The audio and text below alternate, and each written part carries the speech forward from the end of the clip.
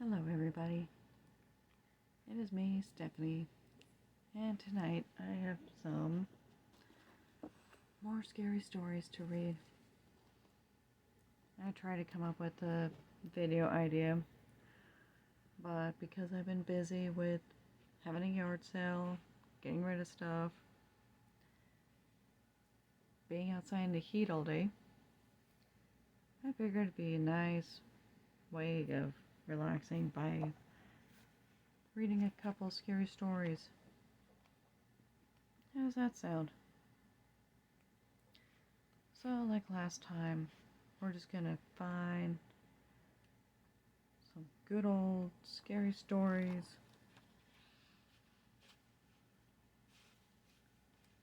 and go from there. So, the first story that we're gonna read is called The Hook.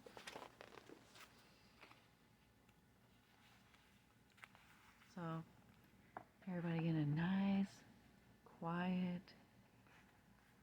maybe turn your lights down low and turn your listening ears up for the scary story. Okay.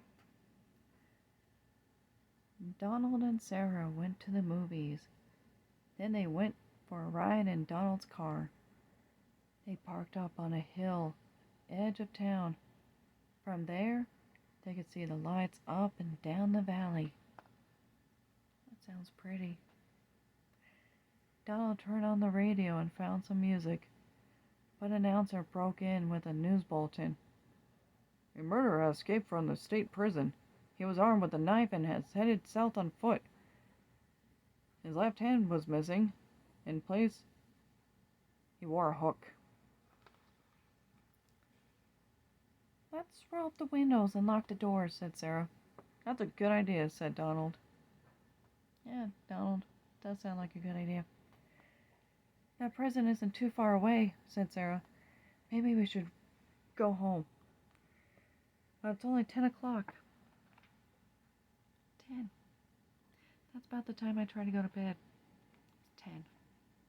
Except for weekends or days off. Then I'm up till like 1, 2 a.m. Yeah.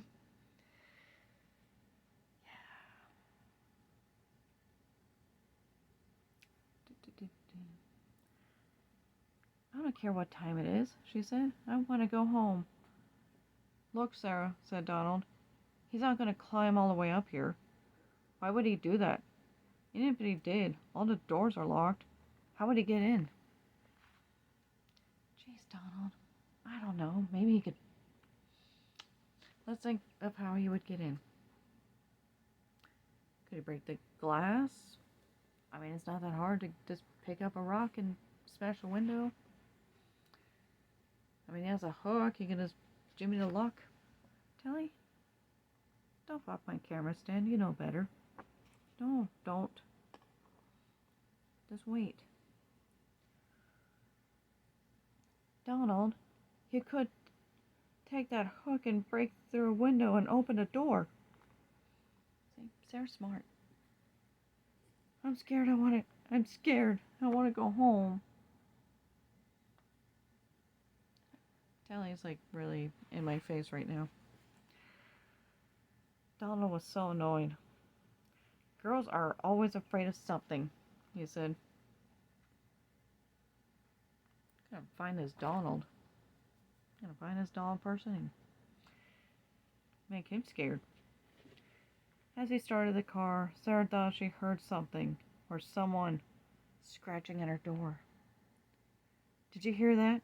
She asked as they roared away. It sounded like someone was trying to get in.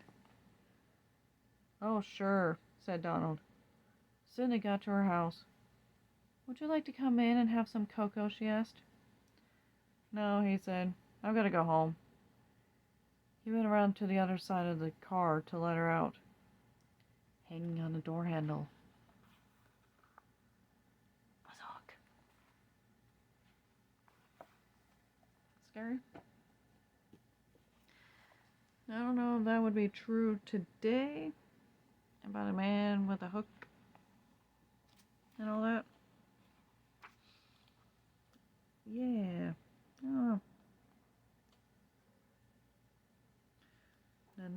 story.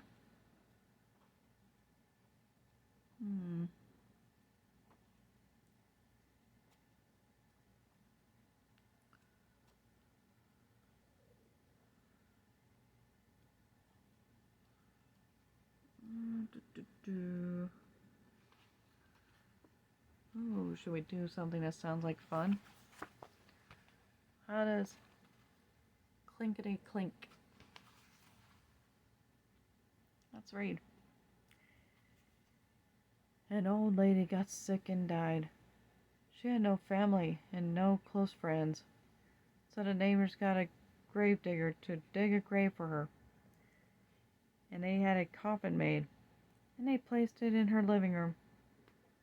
As was the tradition, they washed her body and dressed her up in her best clothes and put her in the coffin. I'm sorry, but my best clothes are just usually my pajamas. Because they're comfy. Yeah. When she died, her eyes were wide open, staring at everything and seeing nothing. The neighbors found 2 old silver dollars on her dresser, and they put them on her eyelids to keep them closed. They lit candles and sat up with her so that she would not be too lonely on that first night that she was dead. The next morning a preacher came and said a prayer for her. Then everybody went home. Later the gravedigger arrived to take her to the cemetery and bury her. He stared at the silver dollars on her eyes, and he picked them up.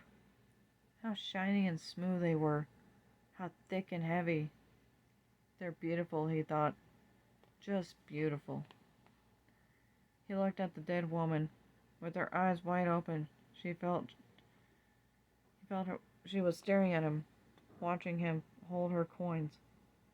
It gave him a creepy feeling.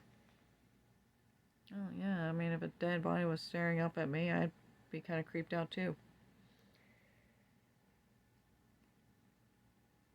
He put the coins back on those eyes of hers to keep them closed. But before he knew it, his hands reached out again and grabbed the coins and stuck them in his pocket. Oh, that gravedigger sounds like a thief.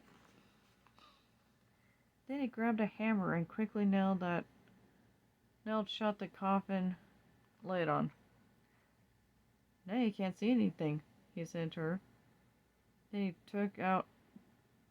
he took her out to the cemetery, and he buried her as fast as he could. When the gravedigger got home, he put the 2 silver dollars in a tin box and shook it. The coins made a cheerful rattling sound, but the gravedigger wasn't feeling cheerful. Well, gee, I wonder why. He couldn't forget those eyes looking at him. When it got dark, a storm came up, and the wind started blowing. It blew all around the house. It came in through the cracks and around the windows, and down the chimney. Bazoo! It went. Seriously, that's what it says. Bazoo! Guess that's how one sounds like. I don't know. The fire flared and flickered. The gravedigger threw some fresh wood on the fire, got into bed, and pulled the blankets up to his chin. The wind kept blowing. Bazoo! It went. Bzee, bzee, bazoo! Again, I'm just reading the words. You want to see the words? They're right there. It says bazoo. The fire flared and flickered and cast evil-looking shadows on the walls. The gravedigger lay there thinking about the dead, one of his eyes staring at him. The wind blew stronger and louder, and the fire flared and flickered and popped and snapped. He got more and more scared. That's called guilt. Yeah, it's called being guilty. Sounded like he heard another sound. Clickety clink, clickety clink. It went clickety clink, clickety clink. It was the silver dollars rattling in the tin box. "Hey!" the gravedigger shouted. "Who's taking my money?" But all he heard was the wind blowing. Bzee, bzee, bazoo! The flames flaring, and flickering, and snapping and popping, and the coins going clickety-clink, clickety-clink. He leaped out of bed and chained up the door. You have chains in your room? Okay. Then he hurried back, but his head had barely touched the pillow when he heard clinkety-clink, clickety-clink. Then he heard something was off in the distance. It was a voice crying, "Where is my money? Who's got my money? Ooh, ooh." The wind blew, "Bzee, bzee, bazoo!" The fire flared and flickered and snapped and popped, and the money went clickety-clink, clickety-clink. The gravedigger was really scared. He got out of bed again and piled all the furniture against the door. He put a heavy iron skillet over the tin box. Then he jumped back into bed and covered his head with the blankets. Yeah, sorry to say, that doesn't get rid of anything. But the money rattled louder than ever, and way up a voice cried, "Give me my money! Who's got my money? Ooh, ooh." The wind blew and the fire flared and flickered and snapped and popped, and the gravedigger shivered and shook and cried, "Oh, Lordy, Lordy!" Suddenly the front door flew open, and in walked the ghost of the dead woman with her eyes wide open, staring at everything and seeing nothing. And the wind blew, "Bzee, bzee, bazoo!" And the money went clinkety-clink, clinkety-clink, and the fire flared and flickered and snapped and popped, and the ghost of the dead woman cried, "Oh, where is my money? Who's got my money? Ooh, ooh." The gravedigger moaned, "Oh, Lordy, Lordy." The ghost could hear her money going clinkety-clink, clinkety-clink in the tin box, but her dead eyes couldn't see the box, so she reached out with her arms and tried to find it.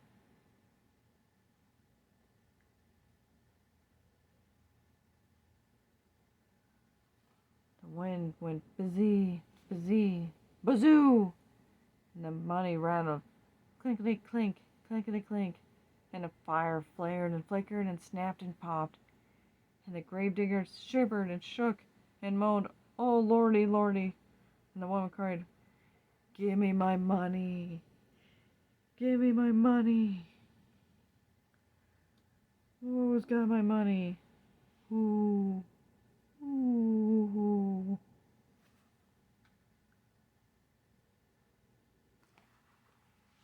Do you think she ever found her money? Or do you think that gravedigger's still shivering and shaking in his covers? She probably tore that house apart, huh? I would. Last story. Ooh, doo, doo, doo, doo.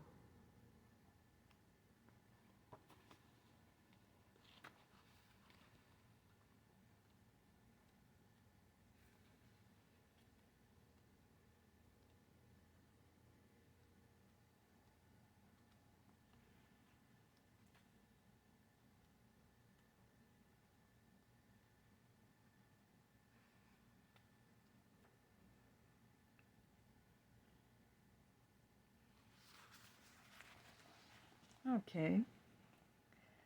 This one sounds interesting. It's called The Bus Stop. Ed Cox was driving home from work in a rainstorm. While he waited for a traffic light to change, he saw a young woman standing alone at a bus stop. She had no umbrella and was soaking wet. "Are you going toward Farmington?" he called. "Yes, I am," she said. Would you like a ride home? I would, she said and got in. My name is Joanna Finney. Thank you for rescuing me. I'm Ed Cox, he said, and you're welcome. On the way they talked and talked. She told him about her family and her job and where she had gone to school. And he told her about himself. By the time they got to her house, the rain had stopped. I'm glad it rained, Ed said. Would you like to go out tomorrow after work? I'd love to, Joanna said. She asked him to meet her at the bus stop, since it was near her office. They had such a good time they went out many times after that. Always they would meet at the bus stop, and out they would go. Ed liked her more each time he saw her. But one night when they had a date to go out, Joanna did not appear. Ed waited at the bus stop for almost an hour. Maybe something is wrong, he thought. They drove to her house in Farmington. An older woman came to the door. I'm Ed Cox, he said. Maybe Joanna told you about me. I had a date with her tonight. She was supposed to meet me at the bus stop near her office, but she didn't show up. Is she all right? The woman looked at him as if he had said something strange. I am Joanna's mother, she said slowly. Joanna isn't here now, but why don't you come in? Ed pointed to a picture on the mantel. That looks just like her, he said. It did. Once, her mother replied. But that picture was taken when she was young. She was your age. About 20 years ago. A few days later, she was waiting in the rain at that bus stop.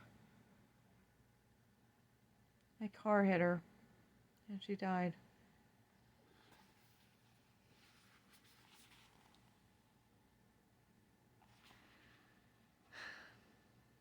That's really sad, isn't it? Guy going on all those dates and everything with a ghost. Probably made her feel better. I don't know. But yeah, know what you guys think of all those scary stories. Leave a like, leave a comment, share, and subscribe. We're at 77 subscribers. We only need 23 more to go? Till we reach 100. And then maybe I can do one of those subscriber tasks or challenges. So we gotta get those numbers up. Okay? That would be really, really great. But I'm gonna go to bed now. And hopefully I don't see anybody waiting by a bus stop. Or hopefully you don't find anybody with clinkety clink sounds around them looking for their silver dollar coins. Okay? I'll see you guys next time.